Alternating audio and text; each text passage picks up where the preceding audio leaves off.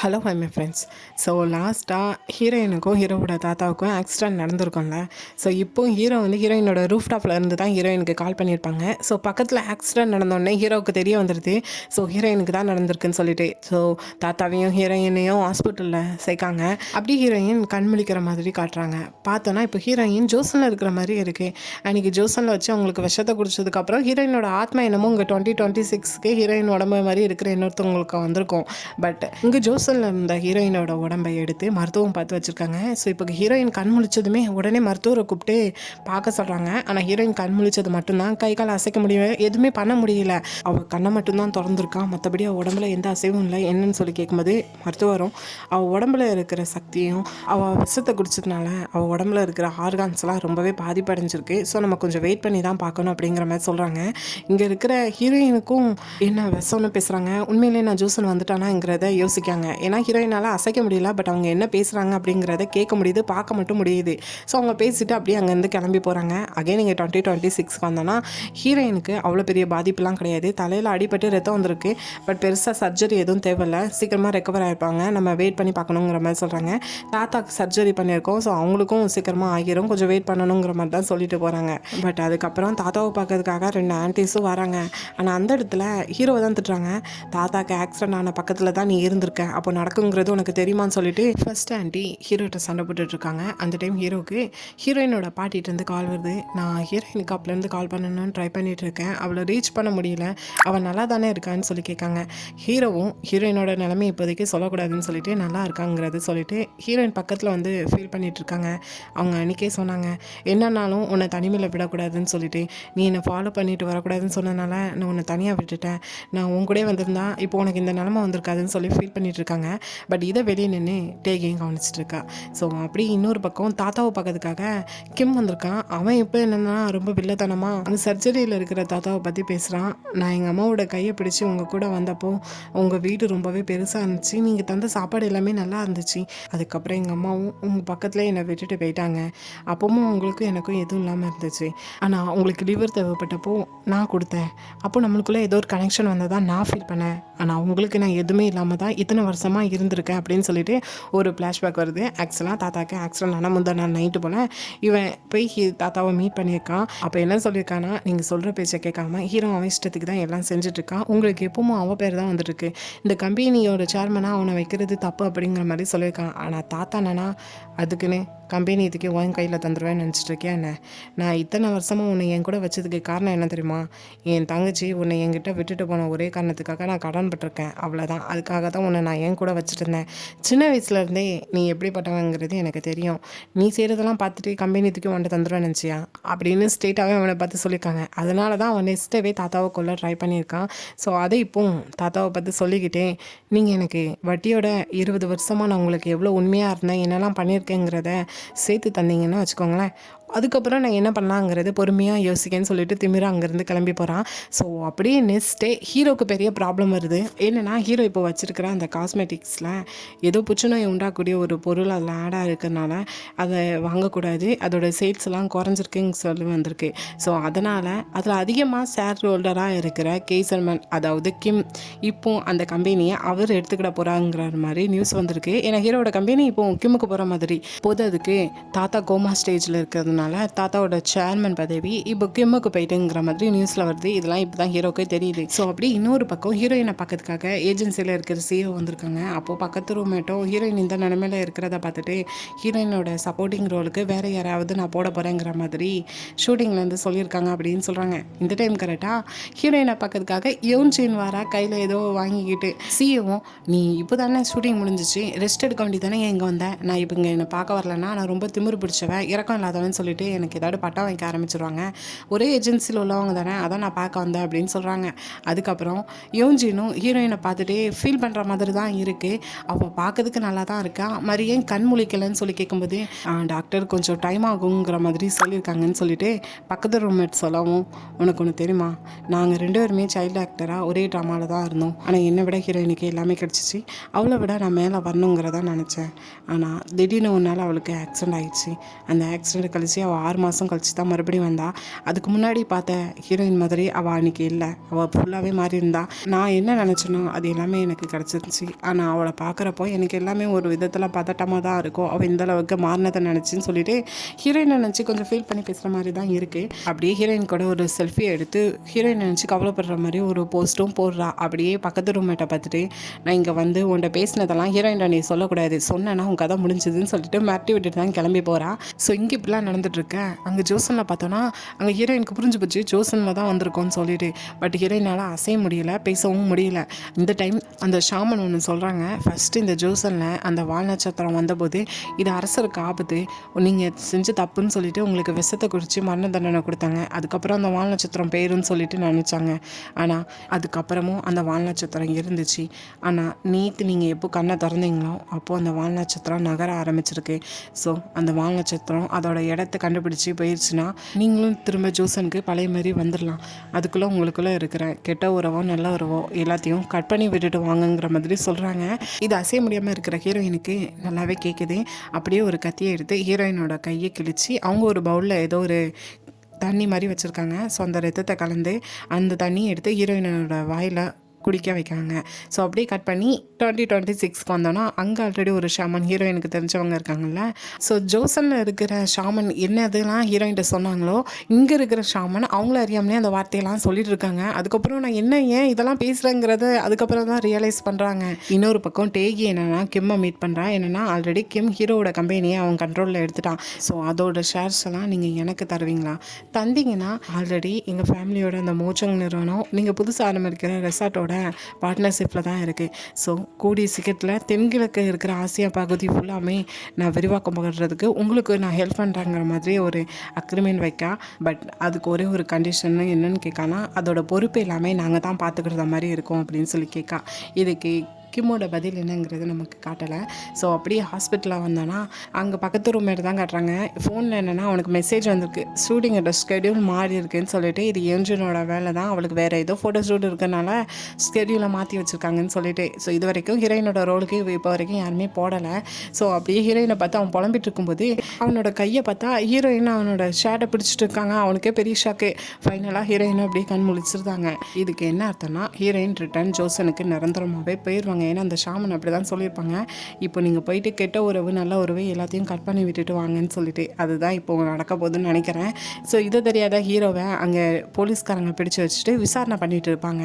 So இந்த time கரெக்டாக ஹீரோயினோட கால் வந்ததை பார்த்ததுமே ஹீரோ எனக்கு ஒரு முக்கியமான வேலை வந்துட்டு உங்களோட விசாரணை அப்புறம் வச்சுக்கலாம்னு சொல்லிட்டு அங்கேருந்து ரொம்ப வேகமாக ஓடுறாங்க. அங்கே ஹாஸ்பிட்டலில் போனால் லிஃப்ட்டு கூட அவைலபிளாக இல்லை. ஹீரோ அங்கே ஸ்டெப்ஸ்லேயே நடந்து ஓடி போய் ஹீரோயினை போய் பார்க்காங்க. ஹீரோயின் உட்காந்துட்டு இருக்காங்க. ஹீரோயின் பக்கத்துக்கு போனோடனே உனக்கு உடம்பு சரியில்லை, நீ ஒழுங்காக படுத்துருன்னு சொன்னால், இல்லை அதெல்லாம் வேண்டாம், நாங்கள் கண் முழிச்சதும் நீங்கள் என் பக்கத்தில் இருப்பீங்கன்னு நினச்சேன், நீங்கள் இல்லைன்னு சொல்லவும், நீ இருந்த நிலைமையை பார்த்துட்டு என்னால் கொஞ்சம் கூட இருக்கக்கூட முடியல. ஆனால் எல்லா டைமும் நான் உன் பக்கத்தில் தான் இருந்தேன். இப்போ கொஞ்ச நேரத்துக்கு முன்னாடி தான் நான் இங்கேருந்து விலகி போனேன். இந்த டைமில் நீ கண் முழிச்சிருக்குன்னு சொல்லிட்டு ஹீரோக்கு கண்ணிருந்து கண்ணீரே வருது. ஸோ ஹீரோயினும் ஹீரோவை கூப்பிட்டு ஹக் பண்ணிக்கிறாங்க. நான் இங்கே இல்லாத டைமில் எனக்கு நடந்தது எல்லாமே கனவுன்னு நினச்சிட்டு இருந்தேன், ரொம்ப பயந்துட்டு இருந்தேன், ஆனால் இப்போ எல்லாமே ரியலாக இருக்குன்னு சொல்லி ஃபீல் பண்ணிட்டு இருக்காங்க. இன்னொரு பக்கம் ஹீரோவோட அந்த 2 ஆன்டிஸும் இப்போ கிம்மு தாத்தாவோட இடத்துக்கு வந்துட்டான்ல. ஸோ அதை பற்றி தான் இவங்க 2 பேரும் பேசிகிட்டு இருக்காங்க. அவன் மேலே கோவமும் இவங்க 2 பேருக்கு இருக்குது. பட் அந்த இடத்துக்கு கிம்மே வந்துருதான். வந்து அசால்ட்டாக அவங்க முன்னாடியே உட்காரவும், நீங்களும் உட்காருங்கன்னு சொல்லும்போது எங்களை உட்கார சொல்கிறதுக்கு நீ யார், ஃபஸ்ட்டு எங்கள் முன்னாடி நீ ஏன் இப்படி உட்காருதுன்னு சொன்னால், நான் உட்காராமல் வேறு யார் உட்காருவான்னு சொல்லிட்டு ஒரு 4-5 பேப்பர்ஸை தூக்கி ஃபஸ்ட் ஆன்ட்டிக்கு கொடுக்காங்க. என்னென்னா அவங்க நிறைய ஊழல் பண்ணியிருப்பாங்கன்னு நினைக்கிறேன். ஸோ அப்படியே 2வது ஆன்ட்டிக்கு ஃபோட்டோஸ் காட்டுறாங்க. என்னென்னா அவங்க யார் கூட அஃபர் வச்சுருப்பாங்கன்னு நினைக்கிறேன். ஸோ இது பார்த்ததுமே 2 ஆன்ட்டிஸ் அமைதியாக இருந்தாங்க. இப்போ அவங்க என்னென்னா 5th ஆனிவர்சரி நம்மளோட கம்பெனியில் வச்சுருக்கோம், அதோட செலிப்ரேஷனுக்கு நீங்கள் 2 பேரும் கண்டிப்பாக வரணும்னு சொல்லிட்டு இன்விடேஷன் வச்சுட்டு போகிறான். ஸோ இன்னொரு பக்கம் ஹீரோயினை பார்க்கறதுக்காக அங்கே இருக்கிற ஷாமன் வந்திருக்காங்க.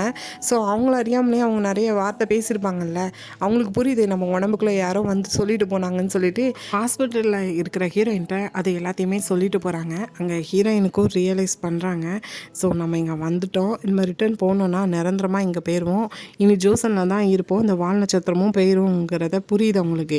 ஸோ அதை நினச்சிக்கிட்டே அதே நைட் டைம் உட்காந்து அந்த வால் நட்சத்திரம் பார்த்துட்டு இருக்கும்போது ஹீரோவும் ஹீரோயினை தேடி வராங்க. உன்னை நான் அங்கெல்லாம் தேடினா இங்கே என்ன பண்ணிட்டு இருக்கேன்னு கேட்கும்போது ஹீரோயினும் அதுவும் அந்த வால் நட்சத்திரம் இருக்குல்ல, நான் 300 வருஷத்துக்கு முன்னாடி ஜோசனில் இருக்கும்போது அதே வால் நட்சத்திரம் அப்போ அங்கே வந்துச்சு, பட் அது அரசருக்கு ஆபத்துன்னு சொல்லிட்டு அந்த வால் நட்சத்திரம் என்னோட கழுத்துக்கு கத்தியாக மாறிச்சு, இப்போ இங்கே வந்திருக்குன்னு சொல்லும்போது ஹீரோவும் அந்த வால் நட்சத்திரம் வேறு இந்த வால் நட்சத்திரம் வேறு தேவையில்லாமல் பேசாதன்னு சொல்லிட்டு 2 பேரும் சாப்பிட்றதுக்காக ஒரு ஹோட்டலுக்கு தான் போயிருக்காங்க. ஸோ அப்போ 2 பேரும் பேசிக்கிட்டே சாப்பிட்டுட்டு இருக்கும்போது திடீர்னு ஹீரோயினுக்கு ஒன்று ஃபீல் ஆகுது. ஸோ அப்படியே ஹீரோயினோட கையை பார்த்தா அங்கே ஜோசனில் இருக்கும்போது அங்கேருந்த உடம்புல ஹீரோயினோட கையை கிழிச்சு அந்த ரத்தத்தை எடுத்திருப்பாங்களா, ஸோ அந்த காயம், அந்த கத்தியை வச்சு கிழிச்ச காயம் ஹீரோயினோட கண்ணுக்கு தெரியுது. ஸோ அப்படியே ஒரு செகண்ட் தெரிஞ்சுட்டு அப்படியே மறைஞ்சும் போயிடுது. ஸோ அங்கேருந்து அப்படியே ஹீரோயினை கொண்டு போய் இங்கே வீட்டில் விடலான்னு சொல்லி வந்தால் அங்கே ஆல்ரெடி போர்டிங் ஹவுஸோட இன்சார்ஜ் இருக்காங்க. ஹீரோயினை பார்த்ததுமே உனக்கு சரியாயிட்டா, ஒன்று நினச்சி நான் ரொம்ப கவலைப்பட்டா, நீ ஹாஸ்பிட்டலில் இருக்கேன்னு நினச்சிட்டு இப்போ வந்துட்டியான்னு சொல்லி பேசிட்டு இருக்கும்போதே அப்படியே அங்கே எப்பவும் டெய்லி மாட்டுற லைட்டாக யாரோ உடச்சி விட்டுட்டு போகிறாங்கிறத சொல்கிறாங்க.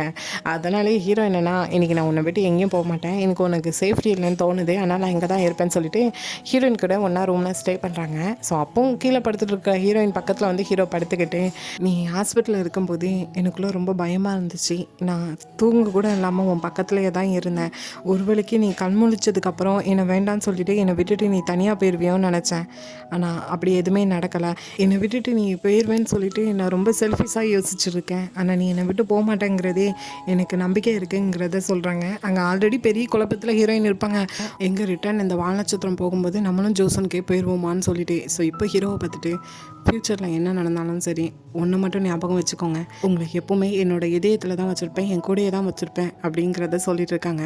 ஸோ அப்படியே நெக்ஸ்ட் டே ஷூட்டிங் ஸ்பாட்டை தான் காட்டுறாங்க. அங்கே யூஜினுக்கு திடீர்னு என்னன்னு தெரியல, தொண்டை கொஞ்சம் கரகரப்பாக இருக்குது, தண்ணி கொண்டு வாங்கன்னு சொல்லவும் இப்பவும் அந்த ஷூட்டிங் ஸ்பாட்டில் ஹீரோயின்ட்டு நல்லா பேச, ஒரு ஹீரோயின் கிட்டத்தட்ட ஃப்ரெண்டு மாதிரி இருப்பாள்.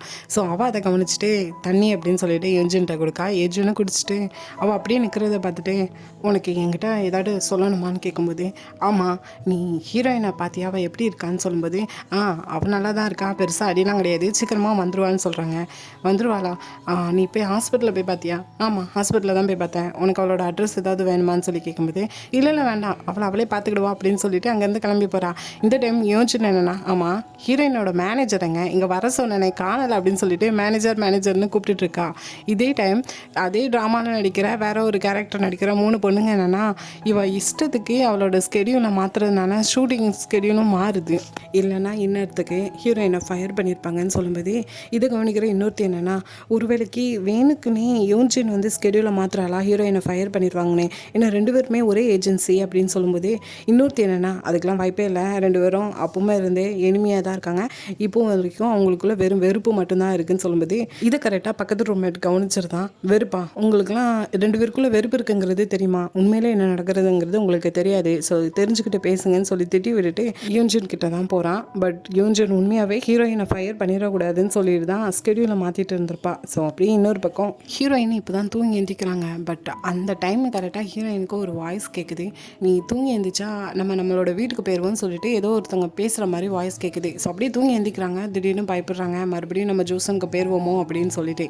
ஸோ அப்படியே இன்னொரு பக்கம் ஹீரோவையும் பார்த்தோன்னா அசிஸ்டன்ட் மூலமாக தெரிய வருது, தாத்தாவையும் ஹீரோயினும் இடிச்சதை ஒருத்தன் ட்ரிங்க் பண்ணிட்டு இடிச்சிருக்கான், பட் அவனே போலீஸில் போய் சரண்டர் ஆகிருக்கான். பட் கொஞ்ச நாளைக்கு முன்னாடி அவனுக்கு நிறைய கடன் இருந்திருக்கு, அது எல்லாமே அடைச்சிருக்கான். ஸோ இதெல்லாம் எப்படி நடந்துச்சு, யாராவது பின்னாடி இருக்காங்களாங்கிறது விசாரிச்சுட்டு இருக்காங்க. கூடவே சொல்லி ஹீரோவுக்கு டேப்லெட்டை ஒரு நர்ஸ் மாற்றி கொடுத்துருப்பா, அது ஹீரோவோட கண்ட்ரோலில் தான் அந்த நர்ஸ் வந்திருப்பா. பட் திடீர்னு அவளை ரீச் பண்ண முடியல, அவள் வீட்லேயும் அவள் இல்லைங்கிற தெரிய வருது.